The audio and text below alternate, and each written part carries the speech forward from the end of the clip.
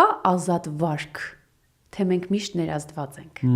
Ես կարծում եմ, որ չկա ազատ վարք, մենք միշտ ներազդված ենք։ Եվ կախված ենք իրարից։ Այո, եւ հիմա հարց. ինչից ես ներազդված։ Ինչով ես ներազդված։ Ես հիշում եմ, ինչով ենք ներազդված։ Ովքեր են այն մարդիկ, մարդկանց խումբը, ովքեր ազդում են մեզ վրա, երաժշտությունը, որը ազդեցություն է ունենում ինձ վրա։ Եվ եթե գնանք մարդկանց,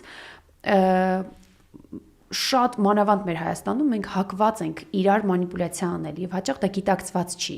հա, մանիպուլյացիայի ենք ենթարկում, որ դիմացինը մեր ուզած, մեր պատկերացրած ձևով իրեն պահի, որովհետեւ քանի որ մենք sense համայնքային կյանքով ապրող մարդիկ ենք, ժողովուրդ ենք, դեռ այդքան մեզ չի փչացրել Facebook-ը եւ վիրտուալ աշխարհը, որտեղ մենք sense փոքր ժողովուրդ ենք, իրար եկող, իրար կիպ ապրող, մոտ ապրող եւ այլն։ Մենք հաճախ լուրջ ազդեցություններ են կրում մեզ վրա։ Եվ երբ որ ես նորից թերապևտիկ դաշտում մարդկանց հետ աշխատում, միշտ ասում եմ ֆիլտրեք, մաքրեք տոքսիկ հարաբերությունները։ Մարդիկ, ովքեր թունավորում են ձեր միտքը, ձեր հոգեկան վիճակները, եթե դուք զգում եք ձեր լավագույնը արել եք, բայց այդ մարդը որոշել է մնալ այդ տեղում, այսինքն այստեղից հարց է առաջանում, դու ազդող ես ավելի շատ, թե ազդվող ես։ Ես կարծում եմ մենք ամեն դեպքում ազդվող ենք, որտեվ մեր հոգեկանը հենց այդպես է, նույնիսկ օրինակ հետազոտություններ կան, որ երբ որ շանը մենք գցենք խոզերի մեջ, խոզ չի դառնա,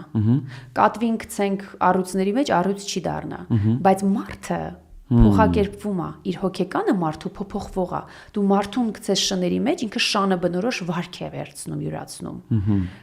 առյուծ նույնը, այսինքն որտեղ որ դնենք, Հիշենք Մաուգլիի պատմությունը։ Այո, հենց այդ հետազոտության կոնտեքստում են այս եզրակացությունները եկել, որ մեր հոգեկանը ինքը փոփոխվող է, եւ այսպես թե այնպես մենք ինչ որ ազդեցությունների տակ ենք։ Եվ կարևոր է գիտակցել իսկ ինչ ազդեցություն